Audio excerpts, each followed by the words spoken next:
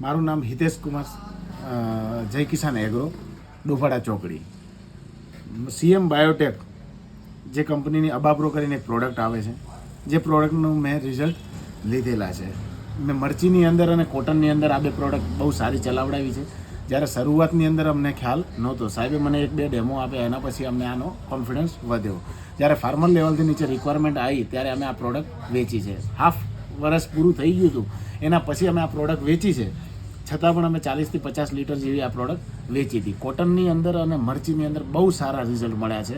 મરચીની અંદર ફાર્મરે અધર કંપનીના જે થ્રિપ્સનો અને કથેરીનો બહુ મોટો પ્રોબ્લેમ આવતો હોય છે, જેના અંદર અધર કંપની 200 થી 250 રૂપિયા સુધીના પંપ જળવાવાળી પ્રોડક્ટો યુઝ કરી હતી, કે જ્યારે એ લોકોને પણ થાકી ગયા હતા કે હવે આ પ્રોડક્ટની અંદર રિઝલ્ટ નહીં મળે. ત્યારે અમે આ પ્રોડક્ટ બજેટમાં હોવા છતાં બજેટમાં તો છે જ, પ્લસ રિઝલ્ટ પણ એટલા સારા મળ્યા એમને કે જે 200 રૂપિયાના પંપની પ્રોડક્ટ જે ફાર્મરને પડતી હતી એનાથી બજેટમાં પ્રોડક્ટ પડે છે અને રિઝલ્ટ પણ બહુ સારા મળે છે. જેના કારણે ફાર્મરો મારા જોડેથી 1 થી 2 ગામ નારગઢ દાતા ડિસ્ટ્રિક્ટમાંથી જે ફાર્મરો મારા જોડે લઈ ગયા હતા, જ્યારે એક ટીન મેં એમને આપ્યું હતું, એ લોકોએ બીજી વખત આવી અને 10 ટીન લઈ ગયા છે. અને એ લોકોએ મરચી પણ બહુ સારી પકાવી છે. જે લોકોને એમનું કહેવાનું એમ થતું હતું કે અમે અધર કંપનીના પ્રોડક્ટો વાપરતા હતા, પણ અમે એનામાં રિઝલ્ટમાં થાકી ગયા હતા. થ્રિપ્સનું હટતી જ નહોતી. જ્યારે આ પ્રોડક્ટ 10 થી 12 mlનો સ્પ્રે કરાયા પછી એના રિઝલ્ટ બહુ સારા લાગ્યા.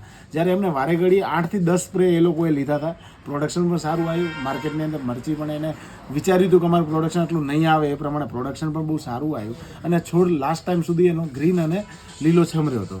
જ્યારે અમને એના ઉપરથી કોન્ફિડન્સ આવ્યો, અમે નીચેલા લેવલે પણ પ્રોડક્ટ સારી વેચવા માટે કોટનની અંદર અમે બહુ સારી પ્રોડક્ટ વેચી છે. હા, આ વર્ષે અમે તરબૂચની અંદર પણ આ પ્રોડક્ટ ચલાવવા માટે જઈ રહ્યા છીએ. જ્યારે તરબૂચની અંદર અમે 1-2 ફાર્મરોને આપી છે. અત્યારે પ્રોબ્લેમ છે મેન લીપ માઇનર પ્લસ સામાન્ય પત્તું કોર્નરમાંથી સુકાય છે, કે જ્યારે થ્રિપ્સનું એટેક વધારે પડતું હોવાના કારણે એ પ્રોબ્લેમ આવતા હોય છે. એના પર ક્લાઇમેટ સેટિંગ નથી એટલા માટે. તો એ પ્રોડક્ટને અમે હમણાં જ નવા રિઝલ્ટ લેવા માટે અમે પ્રોડક્ટ ફાર્મર જોડે છે આ ફાર્મરોને આપી છે. અમે હવે ફાર્મરોને કહેવાને એમ થાય છે, અત્યારે 2-3 દિવસ થયા છે, અમે ફાર્મરની વિઝિટ પણ કરેલી છે. ફાર્મરની વિઝિટ કર્યા પછી ફાર્મરને એમ કહે સાહેબ થ્રિપ્સ તો દેખાતી નથી, પણ હવે નવા પત્તા કેવા આવે છે એના ઉપર ડિપેન્ડ કરે. પણ અમે જોયેલા છે 1-2 જગ્યાએ જ્યાં નવા પત્તા બહુ સારા અને ક્લીન આવે છે. જ્યારે માની લો કે 1 થી 2 સ્પ્રે જો ઉપરાઉપરી કરવામાં આવે તો એમને રિઝલ્ટ બહુ સારા અને લોંગ ટાઈમ સુધી મળી શકે છે.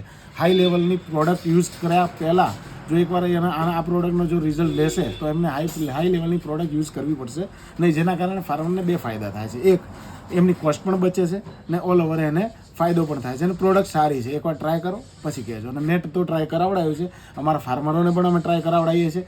અને બીજો બેનિફિટ એ છે કે આ પ્રોડક્ટની અંદર કે આ પ્રોડક્ટ આપ્યા પછી એની કોઈ સાઇડ ઇફેક્ટ નથી.